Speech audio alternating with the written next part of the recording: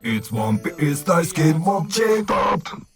Today's topic is this. I'm asking the Void Century the truth about the ancient kingdom. This video is the sequel to my previous video, Robin's Dream, Ohara's Dream. It's the dream of all of us, to reveal the truth about the great kingdom that used to exist in the Void Century. Professor Clover was vanished by world government at the last moment he was about to call its name, and I started my previous video by calling its name instead of him. The great kingdom is WANO Kuni. I know it sounds ridiculous, but I already brought up 4 out of 5 reasons for my theory. Let's wrap those up briefly. I introduced 4 reasons why the great kingdom is Wano. First, Oden's journal. It's the most vital item to reveal the mysteries in One Piece, and I derived the possibility that Wano might have moved from somewhere else. Second, the travels of Marco Polo. Wano used to be called the country of gold back in the time. This is what Yukimaru has revealed. And Marco Polo used to call Japan the land of gold, Zipangu. What I have derived from these 2 words, land of gold, was the connection between Wano and Chandra. Third, things in common. There are further things in common between Wano and Chandra. I introduced them all. 4. The sea stone. The Shandias who lives up in the sky are able to process the sea stones. Based on that, I derived the hypothesis that Wano and Chandra used to be one country back then. So far the wrap up of the previous video. Now let's think ahead. Wano being the great kingdom. What's my 5th and last reason to advocate such? It's One Piece Daisuke Mochi. Next. The 4 reasons I've introduced so far. With these only, my theory wouldn't be real, but just an assumption. I need something that proves that Wano and Chandra used to be one country in the past. And guess what? I found it. That is the Skull's left eye. The Sky Island arc was a huge story that took up the past from 400 years ago. One of the keywords in this story was what Nolan said. In the skull's right eye, gold is seen. What you can see here is the map of Jaya, how it used to be. So, how it looked like 400 years ago before Jaya got blasted up by Knockout Stream. Nolan basically said that he's seen the golden city Chandra. In the right eye of the island that was formed like a skull. In Sky Island arc, however, Oda just focused on the skull's right eye, and this side of the island, skull's left eye, was somehow ignored. Left eye is an essential subject in One Piece, but yet this whole skull's left eye, that something is obviously weird with, was completely ignored. I'm getting this straight. I think in this huge hole, the entire Wano was fitted into. Let's check Wano's map. Actually, a detailed map of Wano hasn't been released yet officially, but you remember this rough sketch of Wano that Oda has shown us to facilitate to understand what's going on. This one.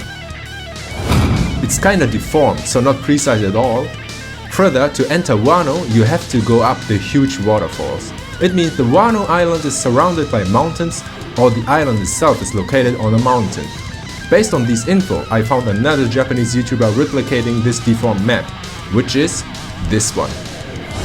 Obviously, it's not an official release by Oda, but to me, this map seems to come quite close to the reality.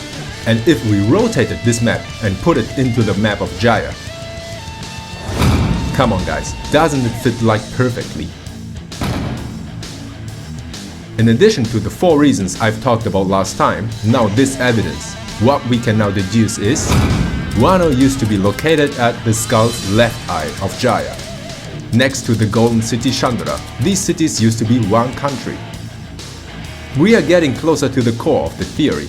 Now we have to think about how Wano in the past was connected to the Great Kingdom itself. Let's proceed. Maybe some among you guys would now think, okay, I got your point that Wano used to be located at Jaya. But why is Jaya supposed to be the Great Kingdom anyway? Maybe it was something somewhere else. Of course, it still remains an option. But I think that Wano that used to be located inside the left eye of the skull, or Jaya itself, was the Great Kingdom. Before you start analyzing my upcoming hypothesis, just listen to it and take it in. I think that would make it easier. The Great Kingdom being Wano Kuni. If this theory was real, what would be the truth behind the Great Kingdom though? What is it all behind the history in the Void Century that connects all the hints Oda has spread in One Piece? In the ancient times, before the Void Century had begun, due to shortage of resources, the Moon People came to Earth. From the wall painting that Anna has found, we know there were 3 types of Moon People existing. The ones with the tactile began to reside on a sky island. The Moon People with headdress went to Shandora. The ones with a helmet that looks like samurais went to WANO, that was still part of Jaya to that time. They used their own technology and knowledge to develop the country economically.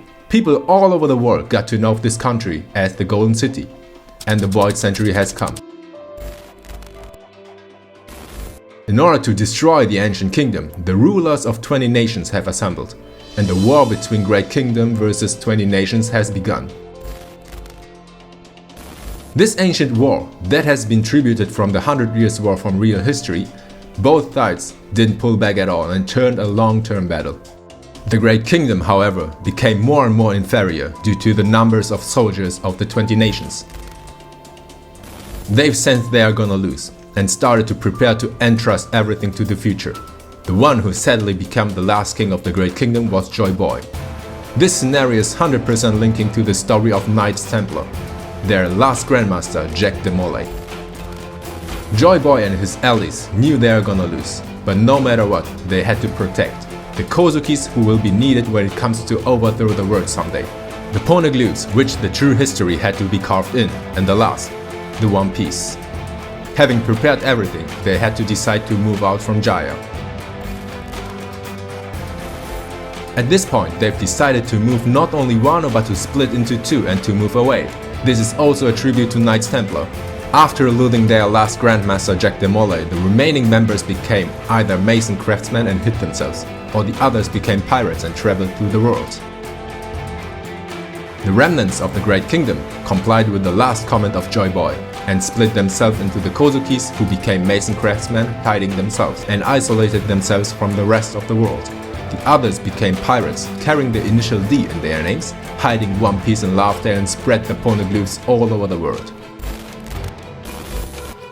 In the meantime, in the Golden City Shandora, either because they were too late, or because they loved their country, or because they tried to stop the intruders, knowing there's no chance to win, the people from Shandia fought until the very last moment.